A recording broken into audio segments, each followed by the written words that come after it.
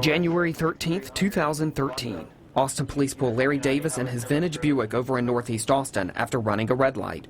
Soon, they're investigating him for DWI. How many drinks do you have tonight? You have one drink? Is that it, just one? Davis walks the line. He does the one-leg stand.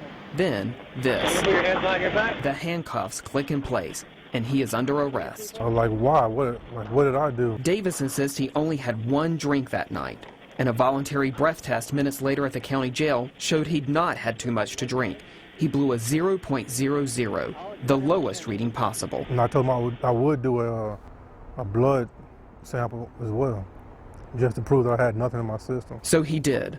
That test looked for 7 types of illegal drugs in his system. And when the results came back several months later, they too tested negative.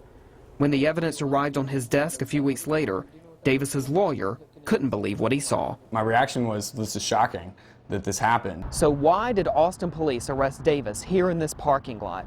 Well, they say it's a judgment call, whether to let a potentially drunk and dangerous person drive away or take them to jail. How much you have to drink tonight? The Defenders first told you about cases like this in a 2011 joint Austin American-Statesman investigation. Cases like Bianca Fuentes. Austin police arrested her for DWI even though she tested below the legal limit of .08. Her case was later dropped. At the time, prosecutors were dismissing about 30% of drunk driving cases, more than any other major Texas county, because they said APD was bringing them cases that wouldn't hold up in court. A Defenders review finds similar statistics for 2013. Of 5,648 new DWI cases filed last year, 1,559, a little less than 30%, were dismissed.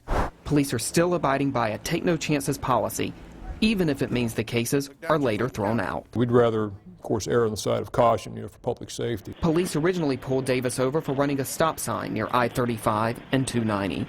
They say the officer arrested him based on his performance on a field sobriety test, writing in a report that Davis, quote, swayed and, quote, had to use his arms for balance. Even the police, though, admit his case is highly unusual. They almost never arrest a driver whose breath test registers 0 and whose blood comes back negative. Commander David Mahoney says the officers in Davis's case believe he could have been on another drug, like marijuana, that isn't detected in blood tests. If there's someone that is impaired, we obviously don't want them driving, and we need to get them off the road, and so that was probably his mindset. Mahoney, the arresting officer's supervisor, said he still supports the officer's decision that night. I think he did the right thing and did what he was supposed to do. But a high-ranking prosecutor who looked at the case told the Defenders that, quote, there is just not evidence of intoxication. For Davis, the arrest came with a cost, financially and emotionally. I was arrested for nothing really, just a suspicion of drunk DUI, which I wasn't, so it was surprising and hurt at the same time. Now Davis and his lawyer plan to file a case of their own, a grievance with the Austin Police Monitor's office against the officer who arrested him.